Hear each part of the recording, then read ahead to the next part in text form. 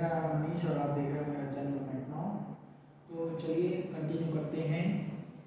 Ports के ऊपर मैं चर्चा कर रहा था, तो सी पोर्ट क्या है उसके बारे में हम चर्चा कर रहे थे। तो सी पोर्ट में बेसिकली क्या होता है कि जो कॉमर्शियल शिपिंग एक्टिविटीज़ के लिए ज़्यादा करके यूज़ किए जाते हैं, यानी कि कार्गो को एक जगह से दूसरे जगह ले जाने का काम करते हैं, तो उसे ज़्यादा करके सी पोर्ट्स कहा जाता है।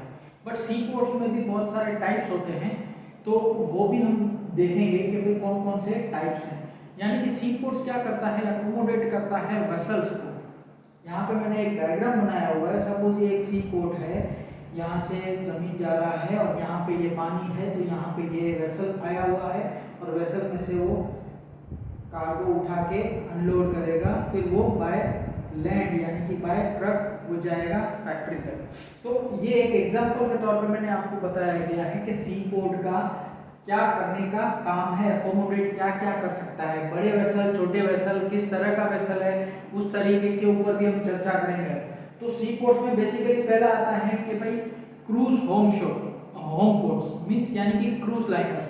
क्रूज लाइनर्स में क्या होता है कि हम किसी वेकेशन पे जा रहे हैं, यानी कि सपोज यहाँ से मुंबई से बैठे हम गोवा जा रहे हैं बाय सी, और उसमें भी वो क्रूज लाइनर यानी कि एक होटल की तरह रहेगा, यानी कि पूरा वहाँ पे आपको शॉपिंग करना है, कुछ भी खाना पीना है, सभी उसी में ही जाएगा, रहना खाना पीना सब चीज़ें उसी में रहेंगी, तो उस शिप में रहेंगी, तो उसे क्रूज लाइनर्स भी कहा जाता है। तो ज़्यादा करके जो बड़े बड़े क्रूज लाइनर शिप्स जो होते हैं वो ज़्यादा करके port of Miami, port of Everglades, Puerto Rico port, तो वहाँ पे ज़्यादा करके ये चलता है ज़्यादा। कि यहाँ पे अभी स्पेन और इटली साइड भी हैं, तो वहाँ पे भी क्रूज लाइनर्स चलते हैं। तो वहाँ पे क्या होता है कि भाई बंच ऑफ पीपल होते हैं, मीन्स यानी कि बहुत सारे लोग होते हैं जिनको ट्रैवल करना रहता है एक कंट्री से दूसरे कंट्री में by the way of mean of transport. कौन सा है? बाय सी।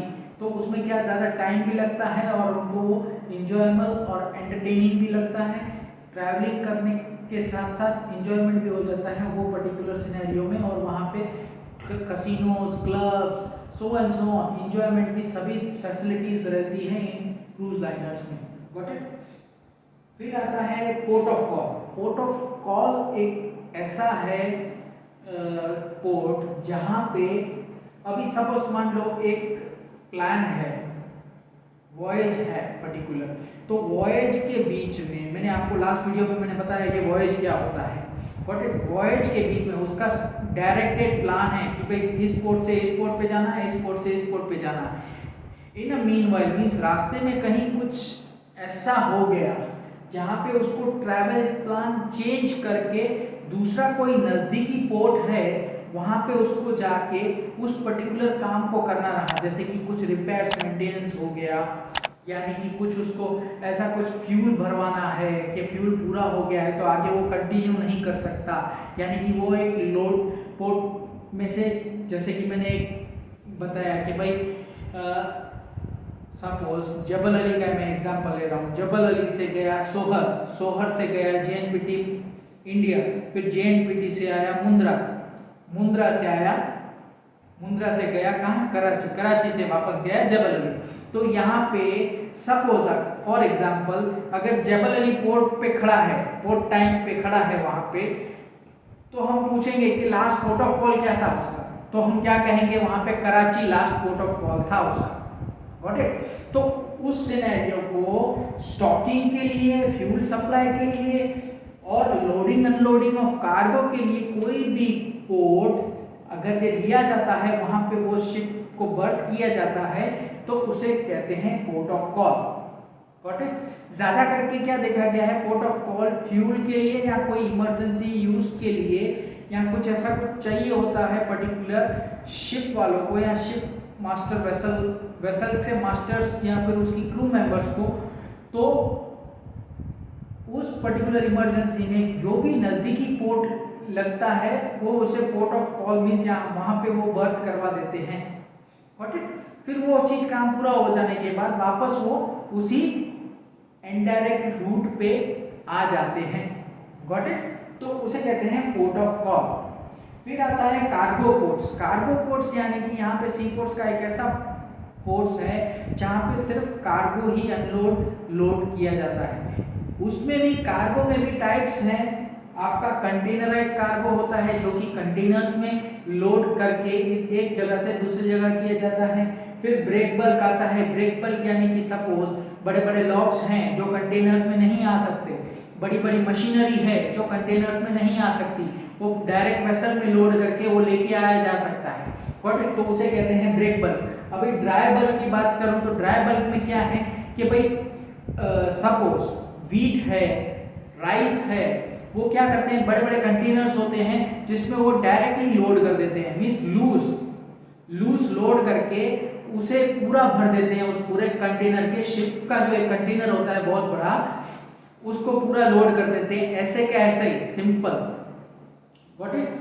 तो उसे हम ड्राई बल्क कहते हैं। ड्राई बल्क में ज्यादा करके पैकिंग वाले भी मटेरियल्स जाते हैं, जैसे कि भाई 50-50 किलो वाली बैग है वो भी जा सकती है ड्राई बैग में, dry carrier. But compare to अपन क्या बोलते हैं, कंटेनराइज कार्गो। कंटेनराइज कार्गो में क्या है, पर्टिकुलर स्पेसिफाइड लिमिट होती है कि भाई हाँ इतने टन से ज्यादा अपन उसमें लोड नहीं कर सकते। अगर इतने टन से ज्यादा लोड किया तो कार्गो डैमेज होने की शक्यता बढ़ जाती है, क्योंकि वो उसे हैंडल किस तरीके से किया जाए वो सब चीजें मेंशन की जाती है। और ज्यादा से ज्यादा ऐसे ऐसे कार्गो भी होते हैं जहाँ पे IMDG का क्या बोलते हैं, डेंजरस कार्गो के रूल्स होते हैं, वो स्टिकर्स लगाए जाते हैं ताकि सामने वाला उस पर्टिकुलर स्टिकर को देख के उस पर्टिकुलर कार्गो को उस तरीके से हैंडल कर पाए। हर एक पोर्ट्स में ये एक इंटरनेशनल मैरीटाइम डेंजरस गुड्स के जो साइंस होते हैं वो हमको अच्छी तरह से पैकिंग करके, फ्रेजाइल है तो उसमें फ्रेजाइल का लोगो लगा देंगे कि भाई ये पर्टिकुलर कमोडिटी फ्रेजाइल है तो उसको उसी हिसाब से ट्रीट किया जाए। Got it? तो उस सिनेरियो को मद्देनजर रखते हुए ये जो है, जो हैंडल करते हैं पोर्ट वाले, उस पर्टिकुलर कार्गो को उस तरीके से हैंडल करते हैं। तो ये क्या है, कार्गो के टाइप्स हैं। जैसे कि कार्गो कौन सा है, ब्रेक बल्क। तो ब्रेक बल्क में मैंने आपको बताया कि भाई बड़े बड़े लॉक्स हैं, बड़ी बड़ी मशीनरी है, बड़ा बड़ा प्लांट आ रहा है पूरा का पूरा, तो वो सिनेरियो में ब्रेक बल्क आएगा। ड्राई बल्क में मैंने आपको बताया वीट है, राइस है, शुगर है, व्हाट इट, तो वो पूरा का पूरा ऐसे का ऐसे ही, पूरा इतना बड़ा जो कंटेनर होता है, शिप में 3 से 4 कंटेनर होते हैं एक शिप में, वो बहुत बड़े बड़े होते हैं। व्हाट इट, समझ लो ना 2 लाख या 3 लाख मीट्रिक टन के होते हैं, ज्यादा ही होंगे, उससे कम नहीं होंगे। तो वो पूरा का पूरा उसमें ऐसे ही डाल दिया जाता है। विदाउट पैकिंग भी डालते हैं, विद पैकिंग भी डालते हैं, ठीक है। तो उसको क्रेन की मदद से निकाला जाता है और लोडिंग भी किया जाता है, तो वो कन्वेयर बेल्ट के थ्रू लोड किया जाता है। ओके, तो उस सिनेरियो में ड्राई बल्क हो गया। फिर आपका आता है लिक्विड बल्क। लिक्विड बल्क भी एक तरह का एक टर्मिनल है, यानी कि क्या कहते हैं, जहां पे भी पोर्ट होता है ना, वहां पे टर्मिनल्स होते हैं। टर्मिनल्स इन द सेंस कि भाई एक पर्टिकुलर सेट ऑफ क्रेन्स होती है जो उन पर्टिकुलर कार्गो को उस पर्टिकुलर तरीके से वो हैंडल करती है। जैसे कि कंटेनराइज कार्गो है तो कंटेनर का टर्मिनल ही अलग है, तो वहां पे क्या है, कंटेनर्स की जो क्रेन्स होती है, गैलेंट्री क्रेन्स, वो उसको क्या करती है, उठा के कार्गो को है ना नीचे उतारती हैं। फिर उधर से वो नीचे उठाया हुआ कार्गो ट्रक के जरिए एक स्टैकिंग लॉट में जाता है। स्टैकिंग लॉट वाली मशीन उसको एक यहाँ से वहां करती है। Got it? तो इस तरीके से उसको हैंडल किया जाता है। तो टर्मिनल का मतलब ये है कि अलग अलग तरह से मशीनरीज जो होती है, उस पर्टिकुलर वेसल जो आया है उसको किस तरीके से ट्रीट करना है, वो वेसल में कौन सा कार्गो है उसको किस तरीके से अनलोड करना है, वो पर्टिकुलर डिपेंड करता है टर्मिनल का। Got it? यानी कि जो बर्थ तो बना देते हैं, बर्थ तो कहीं पे भी बन जाएगा, लेकिन टर्मिनल एक ऐसा चीज है जो इक्विप होता है उस पर्टिकुलर मशीनरी से, जो कि वो कार्गो उस पर्टिकुलर शिप में से अनलोड करके पर्टिकुलर स्टोरेज एरिया तक लेके जाया जा सके। Got it? तो ये हुआ लिक्विड बल्क हुआ। फिर LNG भी होता है, तो गैस को किस तरीके से हैंडल करना है, तो वो भी एक पर्टिकुलर होता है। जैसे कि सपोज मान लो लिक्विड है, लिक्विड में क्या होता है कि भाई शिप को खड़ा रख दिया समुद्र में या OTV में, फिर वहां से क्या है, पाइप लगाया जाता है, उनके वेसल में से एक हॉस पाइप लगा रहता है अंडरग्राउंड, सी के अंदर ही एक हॉस पाइप लगा रहता है यहाँ पे। Got it? यहाँ पे सी के अंदर हॉस पाइप लगा रहता है। फिर यहाँ से बाय ड्रेन मींस अंडरग्राउंड एक लाइन जाती है जो सीधा स्टोरेज तक लेके जाती है उस पर्टिकुलर कार्गो को। यानी कि लिक्विड बल्क है तो लिक्विड और गैस बल्क है तो गैस बल्क, यानी कि एलएनजी गैस। ओके, तो वहां पे वो हॉस पाइप लगा रहता है, वो हॉस पाइप जैसे कनेक्ट करता है और मोटर चालू करता है तो यहाँ से वो खींचना स्टार्ट करता है और यहाँ पे जहाँ पे उसको स्टोरेज करना है उस पर्टिकुलर स्टोरेज एरिया तक वो कार्गो डायरेक्ट पहुंचाया जाता है। तो ये एक जो बना हुआ है छोटा सा हॉस पाइप, वो एक टर्मिनल की तरह काम करता है ताकि उस पर्टिकुलर शिप का पूरा जो ऑयल है वो पूरा एक जगह से दूसरे जगह तक पहुंचाया जा सके। Got it? फिर आता है कंटेनराइज कार्गो। तो मैंने आपको बता दिया कि ये देखो ये एक शिप है और उसमें से ये कंटेनर उठाने की ये मशीन है तो वो इसी कैसे उठा रही है। Got it? तो इस तरीके से हमको ये देखना है कि क्या ऑपरेट करने वाले उसको किस तरीके से हैंडल करते हैं और स्पेशल टर्मिनल्स बनाए जाते हैं स्पेसिफिक बर्थ के ऊपर, ताकि जो भी एक कार्गो का शिप आया, शिप में भी टाइप्स होते हैं कि ब्रेक बल्क का शिप कौन सा होता है, फिर कंटेनराइज शिप कौन सा होता है, गॉट इट, ड्राई बल्क कौन सा होता है, ठीक है। तो उस तरीके से उस पर्टिकुलर शिप को उस पर्टिकुलर बर्थ पे ही लगाते हैं जहां पे वो उस पर्टिकुलर मशीनरी या इक्विपमेंट वेल प्लेस्ड है जो उस तरीके से उस पर्टिकुलर शिप में से कार्गो को अनलोड करेगा। Got it? तो ये पर्टिकुलर सिनेरियो में आपको बताना चाह रहा था सी पोर्ट के अंतर्गत क्या टाइप्स हैं सी पोर्ट में, जैसे कि क्रूज होम पोर्ट्स होते हैं, पोर्ट ऑफ कॉल होता है, कार्गो पोर्ट्स होते हैं। कार्गो पोर्ट्स में कौन कौन से कार्गोस को लेके वो सी पोर्ट के जरिए उस टर्मिनल के जरिए वो कार्गोस को अनलोड किया जाता है और उसको फिर पर्टिकुलर स्टैकिंग एरिया में लगाया जाता है, यानी कि स्टोरेज एरिया जो होता है। Got it? तो यहाँ पे मेरे को ये सब चीज बतानी थी आपको। और दूसरी चीज ये बतानी है कि यहाँ पे सपोज एक वेसल आया है, गॉट इट, वेसल आया है, अभी वेसल पानी के अंदर कितना है, अगर जो उसमें लोड ज्यादा होगा तो वो पानी के अंदर ज्यादा जाएगा, तो वो कितना मीटर अंदर है।